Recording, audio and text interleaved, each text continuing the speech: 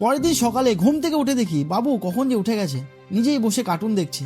বাইরে তাকিয়ে দেখি বাবাও উঠে গেছেন। আমি কিছু বিস্কুট নিয়ে সোজা ছাদে চলে গেলাম।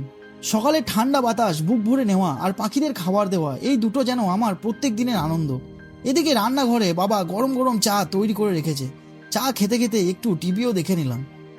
এর মধ্যে টুম্পা ঘুম থেকে উঠে সোজা মায়ের কাছে আদর খেতে চলে গেল। আর আমার বাবু তো টুম্পার কোল থেকে সরাসরি তার ঠাম্মির কোলে চলে গেল। কিন্তু বাবুর আজ ঘুরতে যাওয়ার খুব ইচ্ছে, তাই ওকে তৈরি করে নিয়ে বেরিয়ে পড়লাম। বাবু একটাই ঠিকানা, চিপসের দোকান। রাস্তায় প্রচুর দ্যাম থাকলেও ওর আনন্দে কোনো কমতি হতে দিইনি। বাড়ি ফিরে আবার বেরোলাম আনন্দের সঙ্গে। এই গরমে একটু ঠান্ডা কিছু খেতে চলে গেলাম পারুল লাগা। কিছুক্ষণ পরে বাড়ি ফিরে দেখি সবাই মিলে মুড়ি খাচ্ছে, আমিও বসে গেলাম তাদের সঙ্গে। সবকিছুই ঠিকঠাক চলছিল, কিন্তু হঠাৎ করে মায়ের বুকে প্রচন্ড ব্যথা শুরু হলো। ডাক্তারবাবুকে ডাকা হলো। মায়ের মুখে দেখে মনে হচ্ছিল সত্যি মা অনেক কষ্ট পাচ্ছে।